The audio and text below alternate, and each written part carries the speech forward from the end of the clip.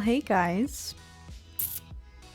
Check out our latest addition to our man cave backdrop back here. Our brand new Star Wars lamp. Literally probably one of the most spontaneous purchases I've ever made, but it was definitely a sign from the universe because as soon as the thought came into my mind, like we need something, we need a little extra oomph in the background here, and we googled Star Wars lightsaber lamps because I guess that's a thing, and as soon as we searched we saw that this was the last one in stock, which if that's not a sign from the universe, I don't know what is. So it was just an immediate add to my cart.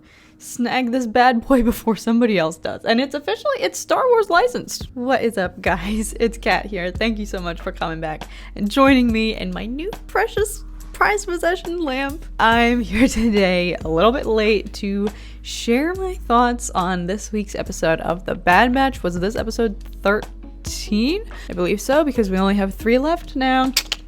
But yes, I'll be totally honest. I don't really have a lot to say about this episode. I don't want to say my hope is like fading for the remainder of the season. We're literally coming down to the wire, and I know that we have been saying that. I have been saying that for the past several weeks now, ever since we hit like the 10th or so episode. We're in the home stretch here. Like we are literally in the end zone for this season. I was just expecting that the pace of things was going to change with only 4 episodes left, and we still have now Crosshair hunting down the group, and still Fennec Shand and Cad Bane are out there. We haven't even maybe addressed Boba Fett. You know, they slid his name in there, and I guess they're just not going to show him. There are so many places I thought this show would have gone by now. So many other characters I thought that we would have seen. I am not saying that I'm disappointed by any means. I enjoyed the episode, and I thought that this episode was important for a lot of reasons, but I also have a lot of just nitpicky, not complaints, but just like, as much as I've been saying, I have total faith that there is going to be some super incredible finale in store for us with this season. I don't want all of the stakes and the weight and the significance of the season. I don't want all of that weight to just fall on the finale. I don't want it to sound like I'm complaining. I literally don't make these videos to complain at all, and at the end of the day, I don't care how this show ends. Like, I love Star Wars, and I've been grateful for, having Star Wars content.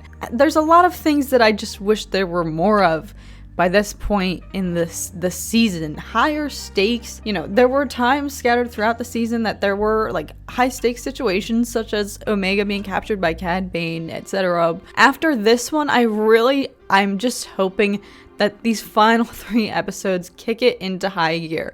Not that this latest episode didn't, but it just was not what I was expecting when we only have a brief amount of time left. And there's still a lot to address.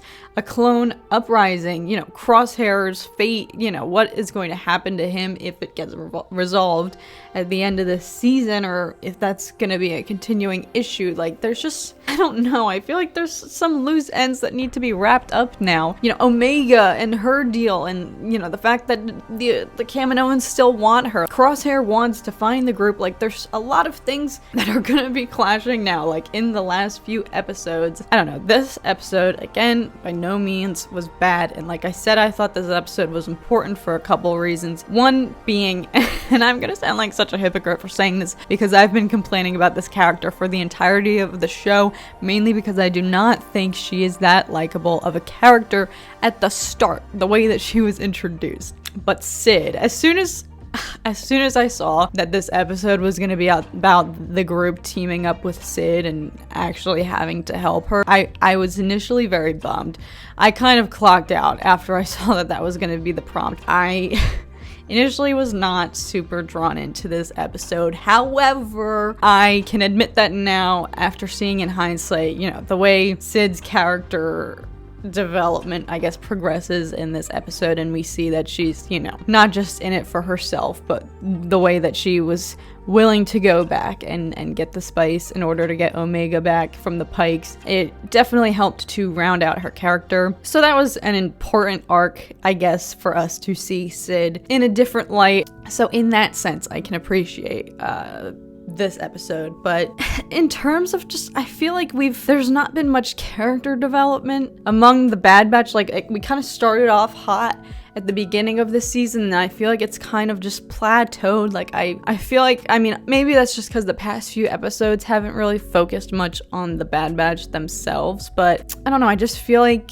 I want the character development and the arcs for all of these characters going in to the finale here. I don't know, obviously, like I said, again, that could just be attributed to the fact that the past several episodes were about Ryloth and not exactly about the Bad Batch, but I will say I loved seeing the Pikes in this episode. The Pikes are freaking cool, if you ask me. I mean, they're scary, but they are a really interesting villain throughout the Star Wars universe. Interesting to see them. I didn't think they were gonna be appearing in this show. Yeah, I mean, other than that, I thought the infestation idea was cool. I was getting major when they were like in the underground and on those kind of car things. I don't know what to call it. That reminded me so much of I just had like flashbacks to Harry Potter when they are riding in the caves, like the underground of Gringotts Bank. Did that remind anybody else of that? Let me know if that was just me, but I was getting like major Harry Potter vibes from that for some reason. So like that was cool. I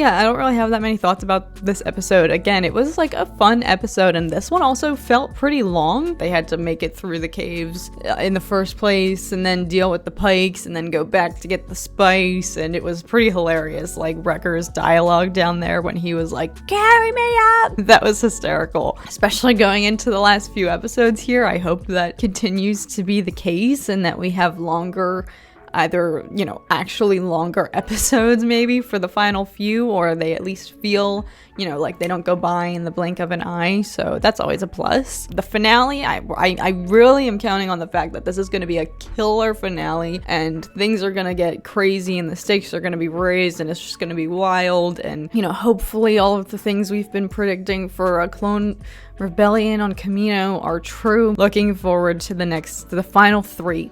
We're in the top three now, and I really do have faith that they are going to kick things into high gear, and it's going to be an epic last few episodes, hopefully with some consecutive arcs. So I'm just keeping my hopes up, and I am not trying to make any, you know, quick or premature judgments about this season as a whole until we get to the finale. So, but yeah, that's gonna be it for me today, guys. Share your thoughts below. What are your predictions going into the finale? Even though I literally just said that I'm hesitant to share mine, definitely share your thoughts below in regards to this episode and what you would like to see happen in the final 3 episodes coming up. Only 3 weeks left. I'm really upset about that. But yes, as always, thank you guys so much for watching. I hope that you guys have been doing so well. As always, I hope that you enjoy our new addition to our collection back here. May the Force be with you guys always, and I will see you guys again very, very soon. Bye.